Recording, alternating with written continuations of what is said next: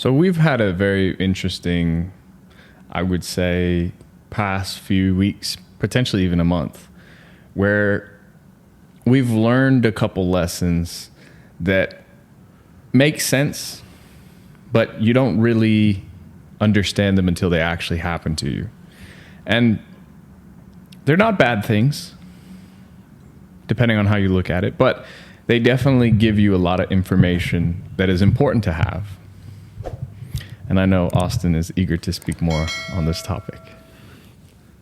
This is something that is funny. Like rappers and people like that say this in their songs sometimes. It's like keep the grass cut for snakes, because it's like, okay, if you let your, I don't know how all of y'all grew up, maybe you didn't have a backyard or something like that, or just a yard in general, but if you did, if you let the grass grow for some time, it's hard to be able to see what's all in the grass. Like there could be some ant piles in the grass, there could be some type of bugs in the grass, and then sometimes you can often find a snake in the grass. Even when you're cutting the lawn to trim the lawn to make sure that you're able to have a nice kind of manicured lawn, and you want to have that visibility to what's going on in the lawn and, you know, everything, all the little critters that are crawling in there and all that type of stuff. When you're mowing the lawn, sometimes you'll run over a snake, unfortunately, and you'll see that it's there. However, you didn't even know that it was in there. You were just mowing the lawn. So this kind of applies to life and business as well. You have to keep your grass clean and cut in order to make sure that you can be able to best analyze and see when snakes are present and when snakes are moving around inconspicuously in your lawn or your yard. So in my opinion, that yard that you have is like good business, I'd say. You have to make sure that your business and your business dealings are in good standing and you're doing good business with people and maintaining your lawn, maintaining your business internally and externally so that you can better analyze a snake. And whenever you have that ability to analyze those snakes or those people who are doing kind of cutthroat business or not good business, you can quickly be able to assess that and move around that person or distance yourself from that person. Because to me, there's very few things worse than being attached to someone who has a bad name, even though you may not be in business or, as people say, in bed with them like that. Because if someone is doing horrible business and treating people horribly, and we're over here doing great business, and we just so happen to know that person because we met them this one time, and people see us out with that person just randomly, they might think that we're doing business together and that we, you know, associate with each other. And because of that, people may not want to work with us. Now, is that fair? Maybe not, but life isn't fair. So you have to play these things in a very calculative way so that you can avoid these types of people and getting into these types of situations. And the best way to do that is to keep your business clean, keep your nose clean, keep your, you know, business relationships clean so that you can better assess, you know, when these people are around and when to move around from these people. Well, there's different types of snakes. There's levels to it. And it's all depending on how far you've gone into business or how far into bed, as people say, you've gotten with them. There's a lot of things where it can be worse than others. You can have a business partner that's a snake, or you can just have a business associate that's a snake. But this is why you have to trust people's, not their actions, but their patterns, because that's a whole nother level. So rather than trusting their words or their impressions, you pay attention to their actions and you see that their actions will follow a specific pattern. Those are the patterns that you have to tune into, because those patterns are going to dictate how they behave. Not only that, you have to look into who they are around, because you're going to be your surroundings. And so if a snake is surrounded by snakes, they're going to become snakes. However, if they are not, there's a high probability that you can predict they're not going to be. So you have to tune into your surroundings, the people you're working with, their environment, their patterns. It requires a lot of thinking and a lot of thought process.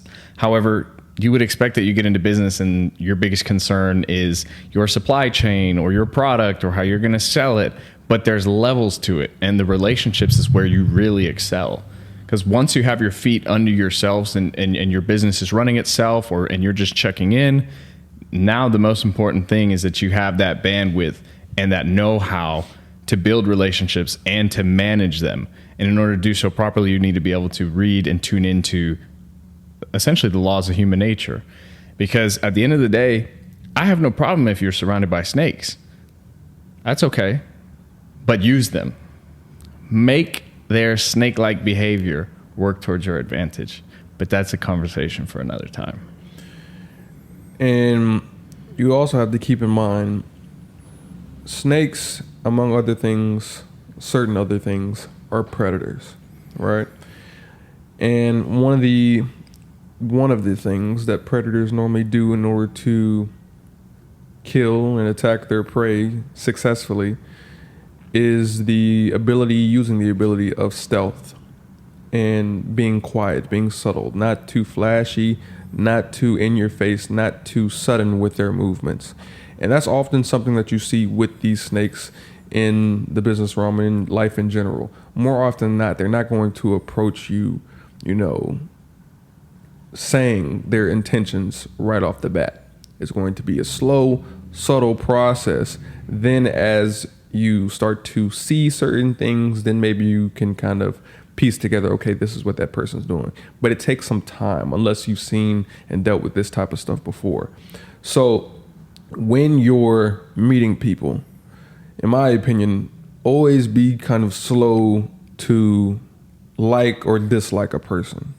And this is something that I've struggled with. This is something that Jose struggled with. Both of us struggle with this. And we kind of approach it from two different aspects at two different sides of the spectrum, because sometimes I probably come off a little bit too cold towards people. And then sometimes Jose may like someone more than I do. And then sometimes it switches where I may like someone and Jose's like, I don't give a fuck exactly. about that. So normally we're on opposite sides of the spectrum when it comes to that, but it also kind of helps us get a better, accurate depiction of who a person really is, because one person's approaching it from this, angle, and another person is approaching it from this angle, type of thing. But being slow to like or dislike a person allows you to really see how that person moves and what that person does. And then you can be able to figure out if this is someone that you'd like to be around for the long term. And in my opinion, if you give someone long enough, they'll normally play themselves out of a fucking game, or they'll normally fuck themselves over somehow, right? People can only put up a facade for so long before, it's something that someone can see, and it's like, okay, right, yeah, you're bullshitting. Unless you're a fucking CIA agent, someone can only keep up that fucking bullshit for so long.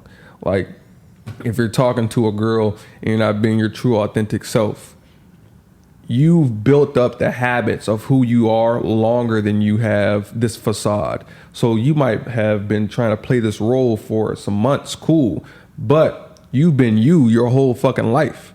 So more often than not, that experience that you have as you, who you are truly as a person, is going to come out eventually, as opposed to just having that facade on 24/7. And if you're paying attention, you can be able to see that eventually. And if you're aware, you're sober of mind, you're not, delving into a whole bunch of bullshit that they might be into, you can be able to see that and then stray away from that person. So again, be cognizant of people who may come off a certain way at first, and be aware that, sure, they may not be a snake, but those that do and those that are snakes move a certain way, and it's normally more subtle, it's normally more quiet, it's normally more stealthy. So be aware of that, and always kind of have your head on a swivel on how someone may do business, how someone may treat people and whatnot, because that matters in the long run. And it might not get you that one time, might not be this time, but it'll always be that one time where you thought, okay, I could trust this person or whatever, where they'll strike, it could be a big problem. So if you're always vigilant about that, you can be able to work your way around it or mitigate it before it even happens. And emotions. You cannot be emotional in business. I don't care. I don't care what you say. I don't care what you've experienced. If you were really running a business, it's racking in a certain amount of money, and that changes depending on the industry.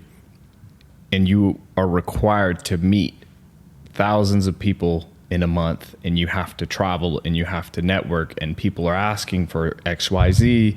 Certain people are coming for you for your connections, or certain people are looking to get your money and your clout, what have you.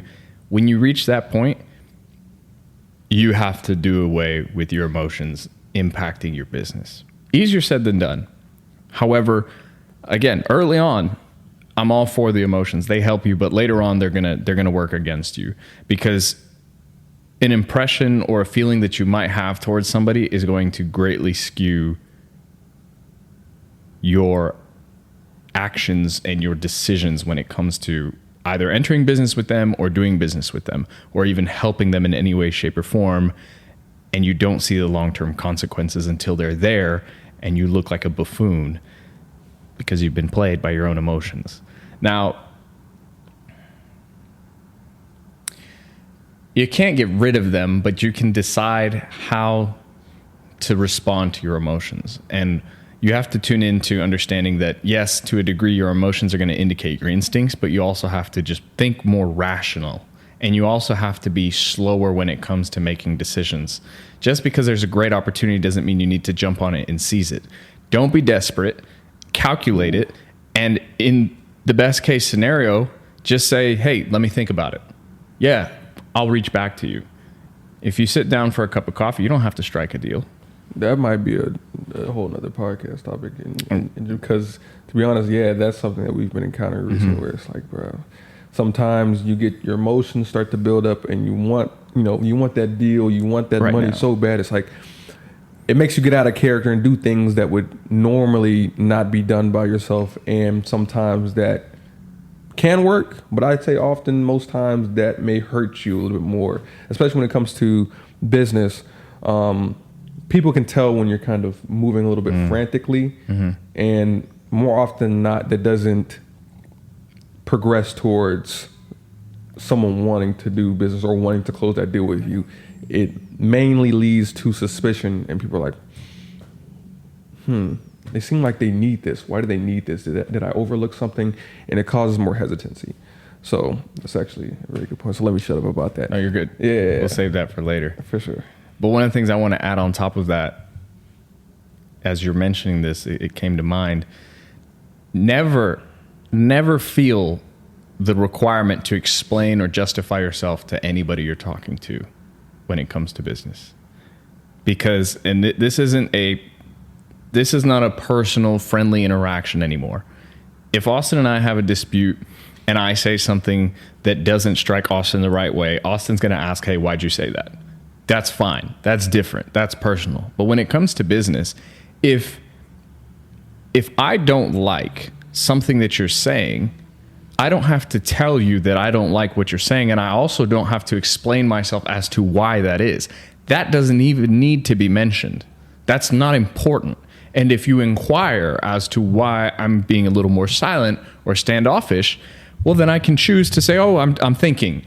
Or I can give you the reason, but never feel that you have to explain yourself for what's going on in your mind and how you're processing things, because at that point in time, you're giving away your entire deck of cards to your enemy, or to enemy. It's not necessarily an enemy, but to the individual you're speaking with. And that can work against you, because again, just because somebody has a slight proclivity or is outright not a great business person, there's still potential utility. They can connect you in a certain direction.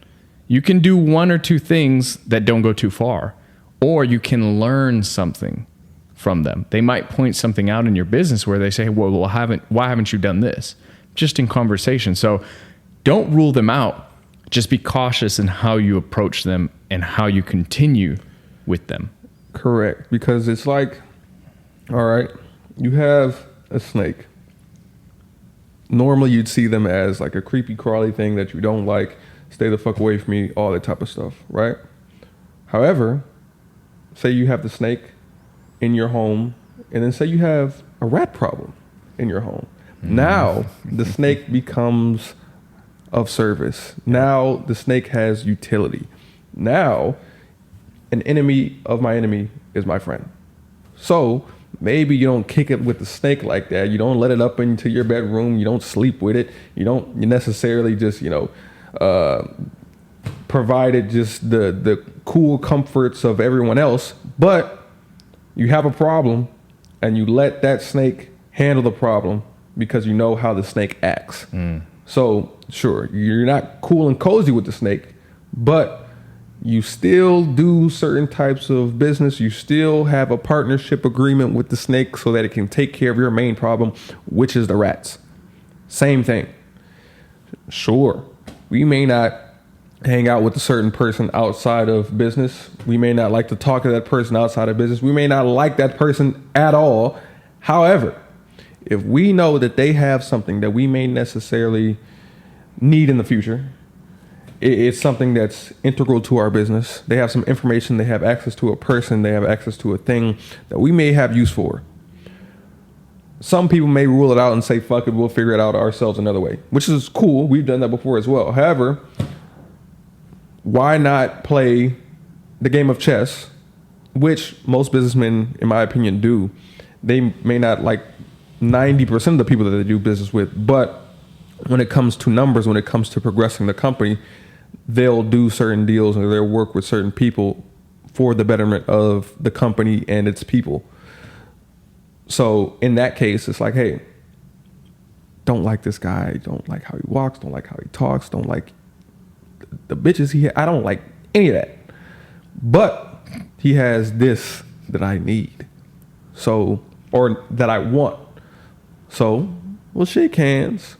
We'll smile and be like, okay, cool. Whenever we see him, type stuff, interact, hype him up a little bit, make him feel good about himself. Man, you're looking big today. Yeah, bro. exactly. Hey, all that type of stuff. Fresh fade, dog. Right. But the whole time we have X in mind, right? And whether he knows that or doesn't know that, it's whatever. Right. But it's a means to an end, which is getting X. And if he can help us get X, we'll do it. So it's definitely a little bit, it takes some knowledge, it takes some experience, it takes some courage to handle snakes in business and in real life. I know most people don't like to handle snakes in real life because they might be able to turn around and bite you, right? But if you handle them well, you work with them well, you train them well as much as you can be able to do some great things. You can be able to do some good things. You might be able to do some all right things, but you can do certain things with snakes if you have the mentality, if you have the confidence, if you have the know-how on how to do it. So not saying that you should always just say, yeah, I'm not working with that person or I'm not fucking with the snake over here because yada, yada, yada. Sometimes there's the opportunity to be able to utilize the snake for your best interest. Might sound a little interesting, but so is business. You'll get used to it. One of the things that this specific topic has taught me, and as we're talking about it, I understand it more and more, is nobody is your friend in business. And unless your home is taken care of, you won't understand that statement because you don't have the friends or the family per se. Because at the end of the day, it's so cold, it's so motionless. So why are you doing it? Why are you dealing with snakes and why are you playing snakes? Why are you using the 48 laws of power? Why are you just attacking things with the strategy of war? Well, listen, if you have a little boutique brand, this isn't for you. because you're not necessarily going to have to leverage the things that we're discussing. You might, but not to the same degree. But unless you have a reason and a why that's strong enough that can pull you out of that negativity or that darkness, then you're never going to escape it, and you'll never truly understand it. Anything. You will just be a robot, just doing these things, just playing these plays and acting how you should act. But one of the things that I suggest is use the snakes as your guardians.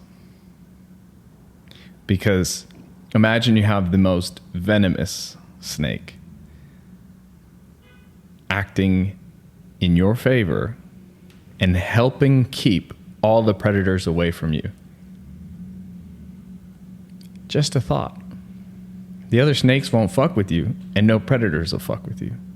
Just as Austin said earlier. I leave y'all with that so you can think about that. Find out a way to do it. And just play with that in your mind. The AM Club Podcast. Signing out.